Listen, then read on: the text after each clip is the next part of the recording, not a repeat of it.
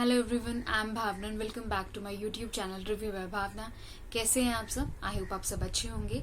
सो आज की इस वीडियो में मैं आपके साथ शेयर करने वाली हूँ अपना हेयर केयर रूटीन कि कैसे मैं अपने बालों की देखभाल करती हूँ और कैसे आप अपने हेयर्स को प्रोटेक्ट कर सकते हैं एंड पहले से ज़्यादा ब्राइटन एंड स्मूथ बना सकते हैं। सो जो आज मैं स्टेप्स आपके साथ शेयर करने वाली हूँ, आप उसे रूटीन में फॉलो करने लगे तो आपके हेयर्स पहले से ज्यादा हेल्दी हो जाएंगे। एंड तक जरूर देखिएगा ताकि आपकी जो भी हेयर से रिलेटेड प्रॉब्लम्स है मे बी वो सॉल्व हो जाए।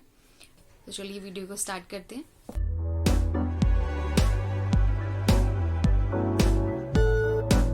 सबसे पहला स्टेप है, जब भी आप अपने बाल धोएं तो एक रात पहले जरूर अपने सर पे ऑयलिंग कीजिए, क्योंकि ऑयलिंग से हमारे बालों को नरिशमेंट मिलता है, जिससे जो भी ड्राइनेस या डैंड्रफ की हमें प्रॉब्लम होती है उससे हमें छुटकारा मिलता है।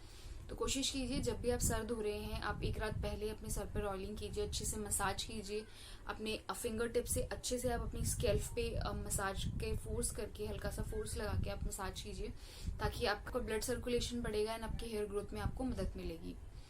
एंड कोशिश कीजिए अगर आप एक रात पहले नहीं कर पाए हैं चंपी, तो सर धोने से 1 घंटा पहले तो आप जरूर ऑयलिंग कीजिए।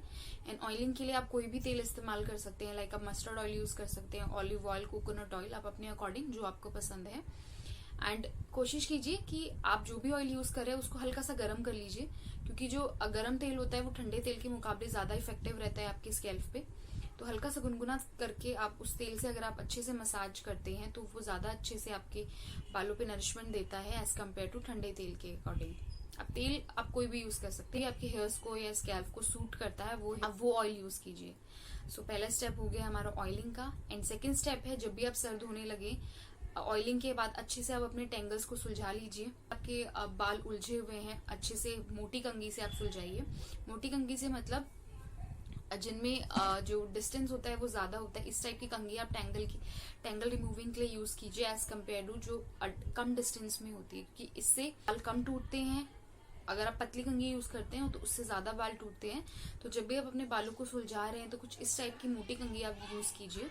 तो इससे क्या होता है, होते समय कम हेयर फॉल होगा, क्योंकि आपने ऑलरेडी अपने बाल सुलझा लिए हैं। तो धोने के बाद जब आप अपने बाल से सुलझाते हैं तो वो ऑलरेडी सुलझे हुए होते हैं, तो उतना हेयर फॉल नहीं होता है। हम थर्ड स्टेप की बात करें तो वो है शैम्पू करना।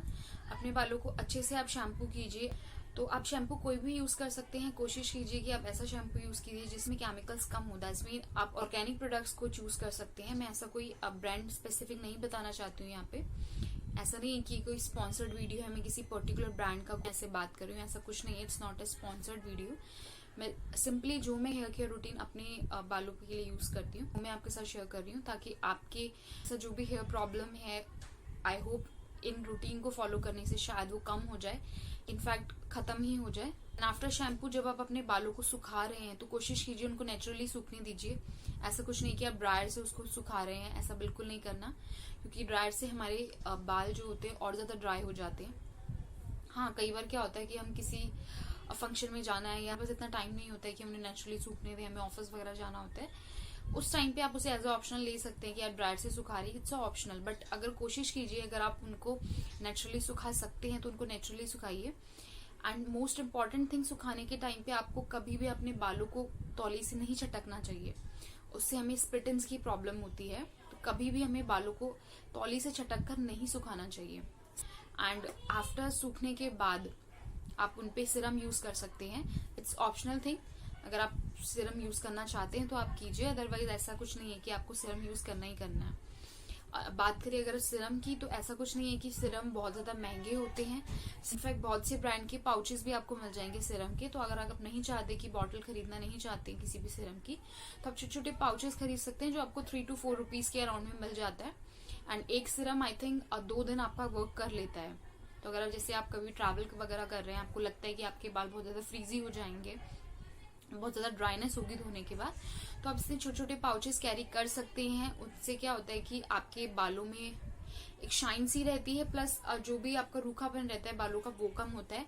तो इसमें ऐसा कुछ चिपचिपाहट नहीं होती है एज कम्पेयर टू अगर आप ऑयल अप्लाई कर लेते हैं। तो ऑयल थोड़ा स्टिकी होता है as compare to serum. Serum एक ब्राइटनेस देता है। इनफैक्ट कई बार अगर आप पार्टी वगैरह में जा रहे होते हैं, आपके बाल बहुत ज्यादा उड़े उड़े से लगते हैं, अब थोड़ी सी क्वांटिटी में अगर आप सिरम को अच्छे से अप्लाई कर ले तो एक ठहराव आपके बालों में मिल जाएगा आपको, और एक शाइन सी आपको दिखती है। तो सिरम का ये वर्क होता है बेसिकली। अगर आप अप्लाई करना चाहते हैं तो कीजिए, अदरवाइज इट्स ऑप्शनल थिंग।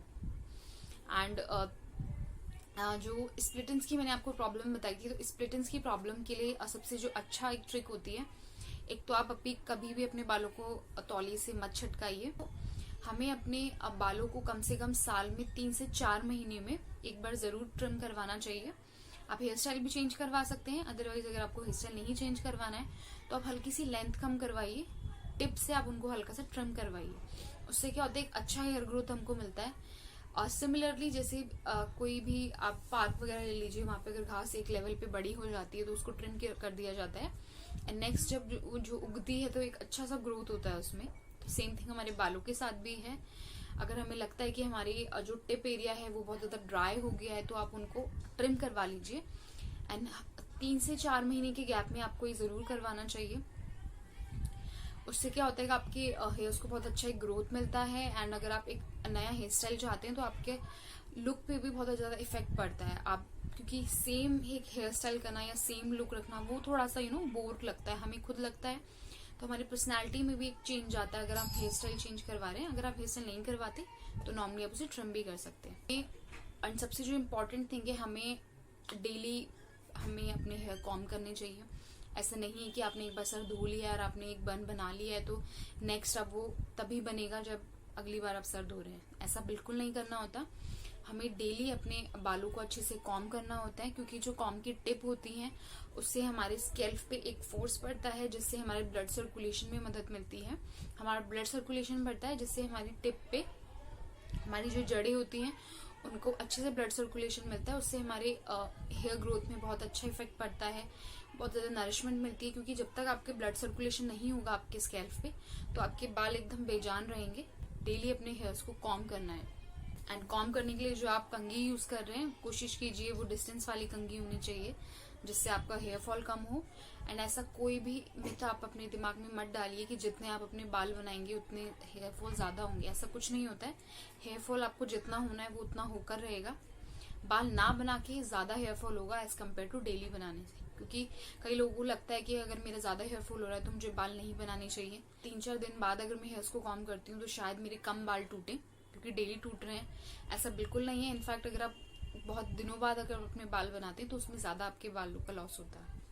तो हमें डेली अपने हेयर्स को कॉम्ब करना चाहिए। जो हेयर फॉल का जो चीज है ये बहुत सारी चीजों पे डिपेंड करता है, लाइक अलग अलग रीजन होते हैं हेयर फॉल के, ऐसा कुछ पर्टिकुलर नहीं है।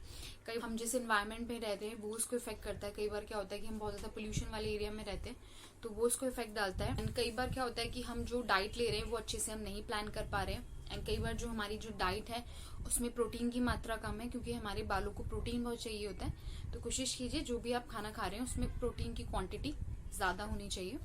एंड सेकेंड थिंग, अपने जो खाने का आपका रूटीन है उसको आप मेंटेन कीजिए।